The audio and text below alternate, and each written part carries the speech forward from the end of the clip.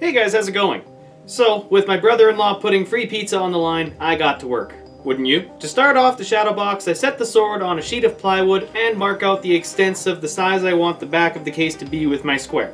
Then over at the table saw, I set my fence distance and blade depth and ripped the sheet of plywood to rough width, cut to rough length over on my miter saw, then went back to the table saw to rip to final width, and finally to length with my crosscut sled.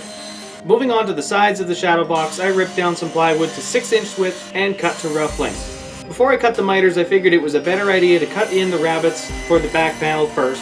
I figured that this was a more complicated cut and I was more likely to screw it up. Unfortunately, I only recorded myself cutting the shallow half of the rabbet. While I was trying to figure out the depths needed, I found that my current insert plate was going to be an issue since the gap between the blade and the edge of the insert plate was just big enough to be an issue. So I stopped the camera with the intention to record a 1-minute build for a zero clearance insert plate, but forgot to turn it back on. And then continued to work after the new insert was done without the camera running still. Whoops. Now that the rabbets are cut, I bring out my crosscut sled again and start cutting in the miters of the frame. I have the blade set to 45 degrees, and to avoid cutting too far into the piece, I am taking multiple passes with the blade to sneak up on the top edge of the plywood. With the miters now cut, I take the sides over to my assembly table to dry fit them together with painter's tape to make sure the back panel fits. With that confirmation, I begin the admittedly rushed glue up. I should have just glued the sides together and then glued the back panel in place afterward.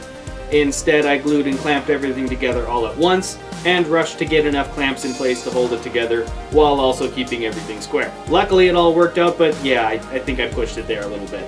After lunch, still no pizza, the glue had dried enough to continue working. I pulled off all of the clamps and breathed a sigh of relief when the whole thing didn't fall apart on me. It was even still square. Then I took a chisel to the shadow box to clean up the now dried glue squeeze out. And with that taken care of, I break out the random orbit and palm sanders and sand to 120 and 220 grit. Now that the sanding is done, I move on to the mounting blocks for the sword. For this, I am using some maple scraps left over from my dartboard cabinet build. I cut 2 pieces the same length at the miter saw, cut the final size at the table saw, and clean up at the belt sander. To make the piece a little less sharp looking and a little less sharp, I had my brother-in-law, who was here helping out today, chamfer off the edges with a trim plane. With the edges now planed, I take the mounting blocks to the table saw to cut out a dado for the handle and blade of the sword, which I clear out with multiple passes through the table saw with my crosscut sled.